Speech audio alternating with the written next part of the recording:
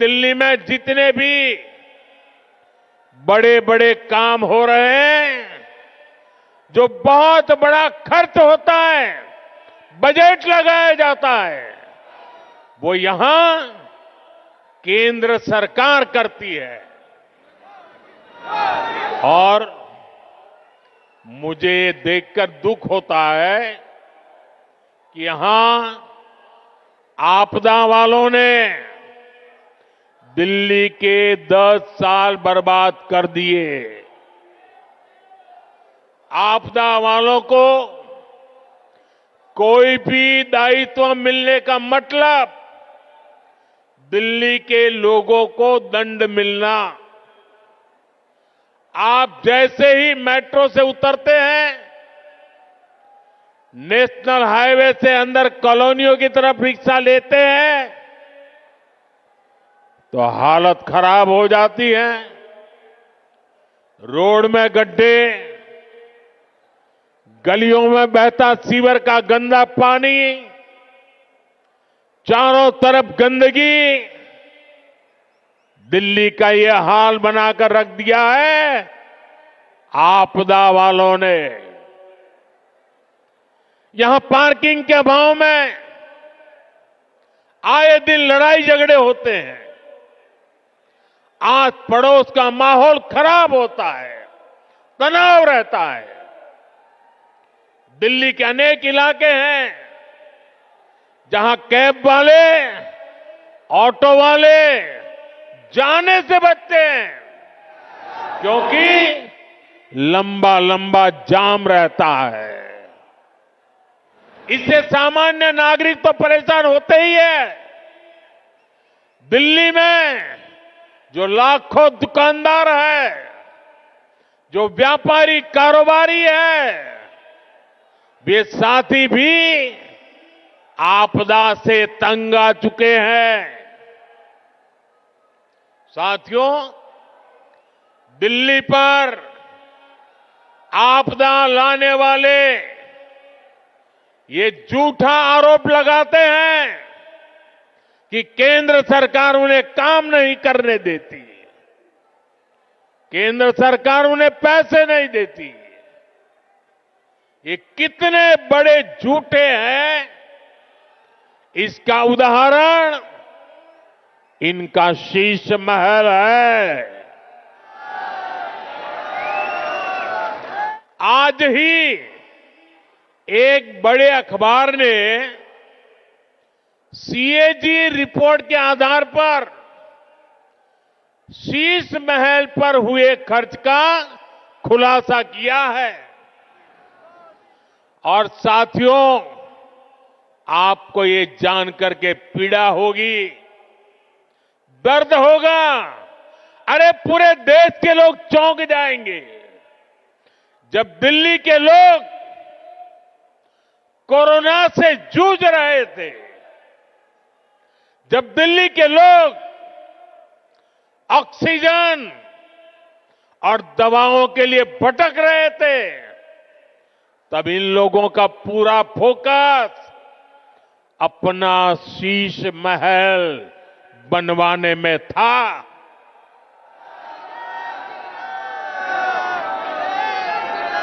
इन्होंने शीश महल का भारी भरकम बजट बनाया और आज इस अखबार ने खुलासा किया है कि कैसे इस शीश महल पर उस बजट से भी 3 गुना ज्यादा पैसे खर्च किए गए।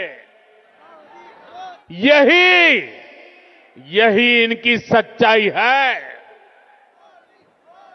इन्हें दिल्ली के लोगों की परवाह नहीं है, दिल्ली के विकास की चिंता नहीं है।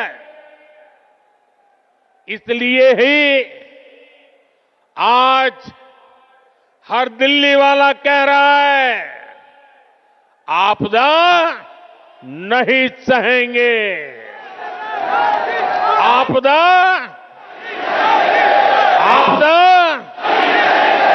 बदल के। साथियों, ये भाजपा सरकार ही है जो दिल्ली को तेजी से इलेक्ट्रिक मोबिलिटी से जोड़ रही है। केंद्र की भाजपा सरकार की फेम योजना की वजह से दिल्ली में 1200 से ज्यादा इलेक्ट्रिक बसें चलने लगी है। वहीं आपदा वालों ने दिल्ली के ट्रांसपोर्ट सिस्टम को तबाह करने में कोई कोर कसर बाकी नहीं छोड़ी। ये आपदा वाले बसों की मेंटेनेंस पर बिल्कुल ध्यान नहीं दे रहे हैं। इसका नुकसान दिल्ली के सामान्य नागरिकों को उठाना पड़ा। साथियों, जब से मैंने आपदा का कच्चा चिट्ठा खोला है, तब से आपदा वाले तिल मिलाए हुए हैं। इन लोगों ने 10 साल तक दिल्ली को बेहाल रखा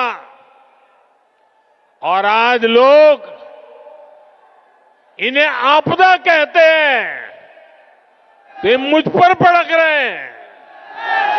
देखिए तो सही क्या हाल बना रखा है दिल्ली का।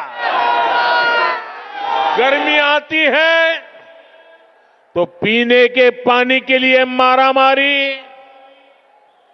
बरसात आती है तो जल भराव से परेशानी। दिल्ली वालों की ऊर्जा रात साल भर 365 दिन आपदा से ही निपटने में लग रही है। इसलिए दिल्ली से आपदा हटेगी तो ही विकास का सुशासन का डबल इंजन आएगा।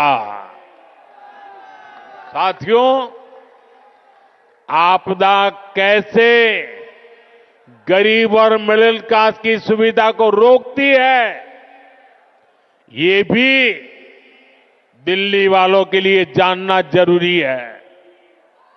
आपदा सरकार यहां प्रधानमंत्री आवास योजना तक को ठीक से लागू नहीं कर रही, यानी गरीबों के लिए पक्के घर बनाने में रोड़े अटका रही है। दिल्ली में पुरानी योजनाओं के तहत बने करीब 30,000 घर खाली पड़े हैं।